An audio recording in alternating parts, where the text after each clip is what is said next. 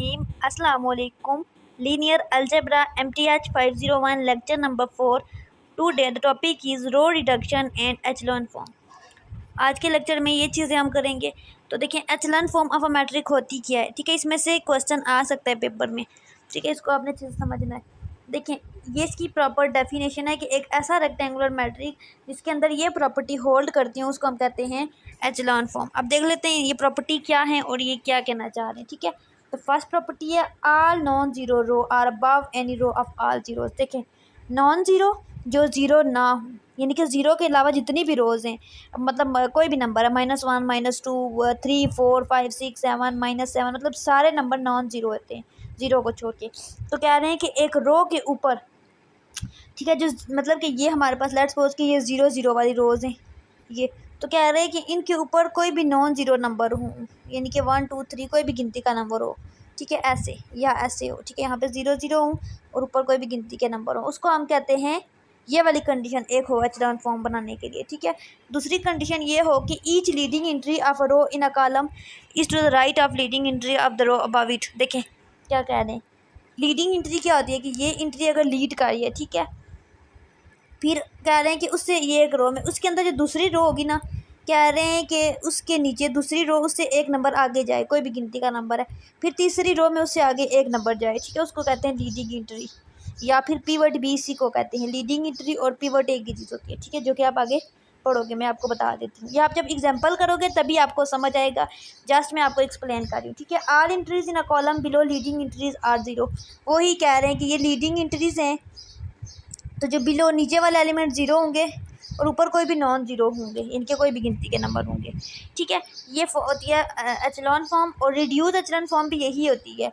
लेकिन reduce echelon में ये होता है कि देखिए एचेलॉन में यहाँ पे कोई भी कंडीशन होती है, उसके नीचे 0 0 होते हैं, ठीक है, और ऊपर कोई भी गिनती के नंबर होते हैं 1 2 3 कुछ भी, ठीक है। लेकिन इन दोनों में ये फ़र्क है कि ये है रिड्यूस एचेलॉन और एचेलॉन फॉर्म, ठीक है। एचेलॉन रिड्यूस में नीचे 0 ही होते हैं, लेकिन रिड्यूस में ऊपर भी 0 होते हैं। यहाँ पे कोई भी नंबर होते हैं ना गिनती के 1 2, एचेलॉन में रिड्यूस में 0 होते हैं। और यहाँ पे ये जो लीडिंग एंट्रीज है यहाँ पे कुछ भी हो सकता है एचेलॉन में, लेकिन रिड्यूस में यहाँ पे 1 1 ही होगा हर कंडीशन में। यही 2 पॉइंट में बता रहे हैं कि 1 होगा, ठीक है। इसको एग्जांपल से करते हैं ताकि आपको मज़ीद क्लियर हो जाए। देखें कह रहे हैं कि ये जो एग्जांपल है ये एचेलॉन फॉर्म की एग्जांपल है। देखें कैसे, ये है लीडिंग एंट्री और कह रहे हैं कि लीडिंग एंट्री के नीचे 0 होने चाहिए, तो यही बात है, ठीक है। और उसके बाद ये कह रहे थे कि ये जो फर्स्ट रो है उससे नीचे वाली रो पे जब हम लीडिंग एंट्री देखेंगे तो एक नंबर आगे देखेंगे, तो यहाँ पे होगी लीडिंग एंट्री, फिर थर्ड रो में एक नंबर आगे यहाँ पे होगी, ठीक है। इस तरह से यहाँ पे 0 है तो यहाँ पे लीडिंग एंट्री नहीं है, ठीक है। ये चीज़ होती है। और इसके ऊपर देखिए कोई भी नॉन ज़ीरो नंबर है, गिनती के कोई भी नंबर है, ठीक है, एचेलॉन है। लेकिन अगर ये यही सारा कुछ हो यहाँ पे और यहाँ पे ऊपर भी 0 हो जाए और यहाँ पे 1 हो जाए, तो ये हमारे पास रिड्यूस एचेलॉन की एग्जांपल बन जाती है। ये सारी एग्जांपल आपको दिखा रहे हैं कि इस तरह की होती है एचेलॉन फॉर्म। अच्छा example of reduce echelon form. अच्छा रिड्यूस एचेलॉन फॉर्म की एग्जांपल है, ये देखिए यहाँ पे लीडिंग एंट्रीज हैं ये सारी, या पीवट है, इनको पीवट भी कहते हैं और लीडिंग एंट्रीज भी कहते हैं। ये आपको पेपर में एक एग्जांपल दे सकते हैं, मैट्रिक दे सकते हैं और कहते हैं कि बताएं कि इसमें कितने पीवट हैं, ठीक है। ये MCQ आएगा जब आपका क्विज होगा, ठीक है, इस तरह का, क्या इसमें कितने पीवट हैं, या फिर इसमें किस कॉलम में कौन सी जगह पीवट है और कौन सा नंबर पीवट है, ऐसे, ठीक है। ये पूछ सकते हैं, आप पढ़ लेना, स्टेटमेंट देख लेना। देखिए नीचे 0 है, ऊपर भी 0 है, और ये देखिए लीडिंग एंट्रीज जो है वो 1 है, यानी कि ये रिड्यूस एचेलॉन की एग्जांपल है, आपको पता लग जाना चाहिए।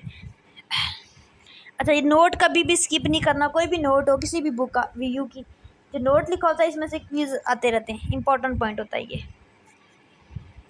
अच्छा पीवट पोजीशन क्या होती है मैं आपको बता चुकी हूँ, वही लीडिंग एंट्री को ही पीवट पोजीशन कहते हैं। बाकी इसकी प्रॉपर डेफिनेशन आप पढ़ लेना, ये नोट को स्किप नहीं करना। पीवट कॉलम क्या आता है, देखिए एक कॉलम के अंदर जहाँ पे पीवट पोजीशन बनती है ना उसको हम कहते हैं पीवट कॉलम। देखिए इसका क्या मतलब है, अब मैं कह रही हूँ कि ये है जी पीवट पोजीशन, ठीक है, और यहाँ पे पीवट पोजीशन, यहाँ पे मैंने क्या कहा था कि नेक्स्ट रो पे एक नंबर राइट होगी, यहाँ पे होगी, तो यहाँ पे तो पीवट पोजीशन 0 है, यानी कि यहाँ पे नहीं है पीवट पोजीशन, बल्कि इसके आगे जाके यहाँ पे पीवट पोजीशन बन रही है। तो हमें अगर कहा जाए कि इस यहाँ पे आइडेंटिफाई करें कि यहाँ पे पीवट कॉलम कौन सा है, तो आपका होगा कि ये सेकंड कॉलम पीवट कॉलम है और फोर्थ कॉलम है, थर्ड नहीं है क्योंकि थर्ड में ज़ीरो आ गई, ठीक है। इस टाइप को कहते हैं पिवट कॉलम। अच्छा, ये एक एग्जांपल है, इसमें आपको एक मैट्रिक गिवन है और आपको कहा गया है कि इसको एचलान फॉर्म में बनाएं। तो सबसे पहले आपको पता हो कि आपने क्या बनाना है, इसके नीचे ज़ीरो बनाना है, जस्ट आपका ये टारगेट है, और लीडिंग एंट्री बना ढूंढनी है, और उसके बाद आपने लोकेट करना है कि इसके अंदर पिवट कॉलम कौन सा है। तो अपने काम पे लग जाते हैं। मैं आपको डिटेल में बता चुकी हूँ एचलान फॉर्म कैसे करते हैं, वही जो मैट्रिक की हम रिडक्शन करते हैं, रो ऑपरेशन करते हैं, उसी को कहते हैं। तो देखें, सबसे पहली बात है कि यहाँ पे हमारे पास ये लीडिंग एंट्री है, तो यहाँ पे कभी भी ज़ीरो नहीं होगा, कोई भी गिनती का नंबर होगा, यानी कि नॉन ज़ीरो होगा। अब 1 होगा, 2 होगा, तो यहाँ पे तो ज़ीरो है, तो हम इंटरचेंज करेंगे, इस रो को और इस रो को आपस में इंटरचेंज कर लेंगे, ठीक है। तो 4 वाली रो पहली वाली रो पे आ जाएगी और पहली वाली 4 पे, ठीक है। ये हमारे पास बन गया है पिवट, यहाँ पे एक पिवट बन गया है, ठीक है। और हमें पता चल गया है कि ये जो कॉलम फर्स्ट है ये पिवट कॉलम है, ठीक है। उसके बाद हमने करना है इसके नीचे वाले जो एलिमेंट है उनको ज़ीरो बनाना है। ये देखें, वही रो ऑपरेशन करना है, देखना है, मल्टीप्लाई करना है, डिवाइड करना है रो को, सारा मैं आपको पिछले लेक्चर में बता चुकी हूँ। तो ये साथ में लिखा हुआ है कि हमने ये वाला ऑपरेशन किया है, ठीक है, और यहाँ पे सारे ज़ीरो बना लिए हैं, ठीक है, बन गए। लीडिंग एंट्री के नीचे ज़ीरो हो गए और ये पिवट कॉलम बन गया, ठीक है, ये आपने लिख लेना है। अब हम सेकंड कॉलम पे लग जाते हैं, ठीक है। उसमें हमने हमारा टारगेट है कि हम यहाँ पे इसको पिवट बनाएं, ठीक है, यहाँ पे पिवट बनाएंगे और उसके नीचे ज़ीरो बनाएंगे। तो उसके लिए हम कहाँ पे लग जाएंगे, ये सारे मेथड करेंगे, ये सॉल्व आउट करेंगे। इस साइड पे ये मेंशन है कि हम ये वाले ऑपरेशन करके सॉल्व आउट करें, ठीक है। अब देखिए इसके ज़ीरो नीचे बन गए। अब हम क्या करते हैं, नेक्स्ट कॉलम पे लग जाते हैं। अब हमने नेक्स्ट कॉलम में यहाँ पे बनाना है पिवट कॉलम। हमने कोशिश की, ठीक है, लीडिंग एंट्री यहाँ पे या पिवट बना लें, ठीक है, लेकिन हमारे से नहीं बन पाई, यहाँ पे ज़ीरो ही आ रहा है, ठीक है, इनका सॉल्व आउट करके ज़ीरो ही आ रहा है। फिर इन्होंने इसको छोड़ दिया, फिर ये नेक्स्ट पे लग गए, यहाँ पे भी ये नहीं बना पाए, ठीक है। तो यहाँ तक सॉल्व आउट करने के बाद ये इस नतीजे पे पहुँचे, ये यहाँ पे पहुँच गए, ठीक है। यहाँ पे इनका बन गया, बल्कि यहाँ पे बना है। तो देखें, अगर सीक्वेंस वाइज देखा जाए तो पहला पिवट यहाँ पे बना है, फिर दूसरा पिवट और तीसरा पिवट, तीसरी रो का जो पिवट था वो यहाँ पे बनना चाहिए था, यहाँ पे नहीं बना, यानी कि यहाँ पे बना है। तो पिवट कॉलम कौन कौन सा है, कॉलम 1 ये वाला, तो ये कॉलम 1 है, ये कॉलम 2 है, और ये कॉलम 3 है, और कॉलम 4 है। तो कॉलम 1, 2 और 4 जो है हमारे पास पिवट कॉलम बन गया, ठीक है। इस तरह से आपने करना है। और ये जो हैं पिवट पॉइंट होते हैं, जिस कॉलम के अंदर पिवट पॉइंट बनता है उसको हम कहते हैं पिवट पॉइंट, और पूरे कॉलम को हम कहते हैं पिवट कॉलम। और वही क्वेश्चन उठा के दोबारा लिख दिया, और यहाँ पे बता रहे हैं कि क्वेश्चन के अंदर इस जगह पे वो पिवट बना था, एक दूसरा यहाँ पे बना है और तीसरा यहाँ पे बना है, ठीक है। उस हिसाब से ये 3 हमारे पास पिवट कॉलम है, ठीक है। उसके बाद पिवट एलिमेंट क्या होते हैं, वही पिवट पोजीशन के अंदर जो एलिमेंट होते हैं उसी को पिवट एलिमेंट कहते हैं।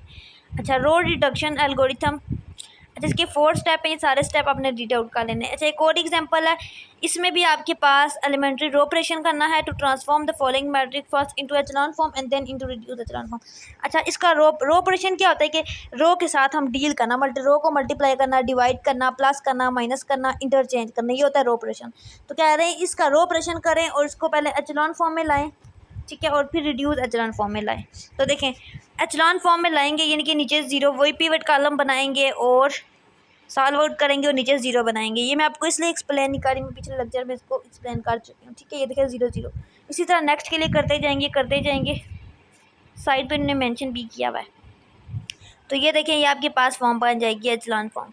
अब रिड्यूस करनी है तो ऊपर वाली एंट्रीज़ को भी हम इसी तरह से 0 बना देंगे। ये देखिए रिड्यूस एचेलॉन की फॉर्म बन गया। फिर हम इसी चीज़ को हम लिखेंगे, इक्वेशन की फॉर्म में कन्वर्ट करेंगे, ये अगर लिखना चाहते हो, ठीक है। अगर क्वेश्चन में पढ़ें कि स्टेटमेंट में क्या कह रहे हैं, उसके बाद ये नोट करना है। Example number 4, general solution of linear system whose augmented matrix has been reduce to this one, ठीक है। ये इसकी रिड्यूस फॉर्म है, इनकी एचेलॉन फॉर्म है ये, और इसको सॉल्व आउट करके इसकी जनरल फॉर्म लिखनी है। तो देखिए, सॉल्व आउट करने का मतलब ये है कि इसकी एचेलॉन फॉर्म तो निकली हुई है, इसकी reduce echelon form find out करनी है, इनके इसके ये जो लीडिंग एंट्रीज इनको 1 बनाना है और उसके ऊपर 0 बनाना है, ठीक है। फिर इसकी जनरल फॉर्म लिखनी है। तो देखिए, सबसे पहला जो काम हमने करना है ये यहाँ पे पहले कॉलम में 1 और उसके नीचे 0 बनाना, जो कि यहाँ पे है, ठीक है। उसके बाद आपने यहाँ पे 1 बनाना है और उसके नीचे 0 बनाना है, लेकिन यहाँ पे 1 नहीं बना पा सकते, ठीक है, 0 है। तो हम यहाँ पे इसे नेक्स्ट वाले कॉलम को देखेंगे, इसको कैंसिल कर देते हैं, ठीक है।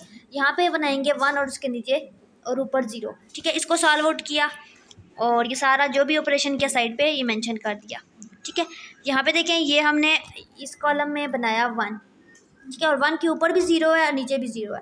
अब उससे आगे यहाँ पे हमने 1 बनाना था, यहाँ पे हम नहीं बना पाए तो यहाँ पे बनाएंगे, ठीक है। यहाँ पे बना रहे हैं तो इसके ऊपर वाले सारे एलिमेंट 0 होंगे ये। तो यहाँ पे देखिए लीडिंग इंट्रीज कहाँ कहाँ पे, एक ये वाला, एक ये वाला और एक ये वाला कॉलम, ठीक है। तीनों सॉल्व आउट हो गया। अब इसको हमने जनरल फॉर्म में लिखना है। तो जनरल फॉर्म में लिखने के लिए इसको इक्वेशन की फॉर्म में लिखेंगे लीनियर इक्वेशन की फॉर्म में, ठीक है। और इसको सॉल्व आउट करेंगे। अब आपकी मर्ज़ी है, यहाँ से आप ये F5 की वैल्यू लेके और 3, 4 की वैल्यू लेके, ठीक है, ये सारा सॉल्व आउट करके आप लिखो या फिर डायरेक्ट लिखो, ठीक है, आपकी मर्ज़ी है। यहाँ पे आप आंसर दे सकते हो, बाकी ये, ठीक है। और ये आंसर आ जाएगा, ठीक है। और ये एक्सरसाइज के क्वेश्चन आ गए। यहाँ पे आज का लेक्चर एंड हो गया। आई होप कि आज का लेक्चर आपको समझ आ गया होगा। बाकी कमिंग लेक्चर के लिए चैनल के साथ इन टच रहें, चैनल को सब्सक्राइब करें और दुआ में याद रखें। अल्लाह हाफिज़।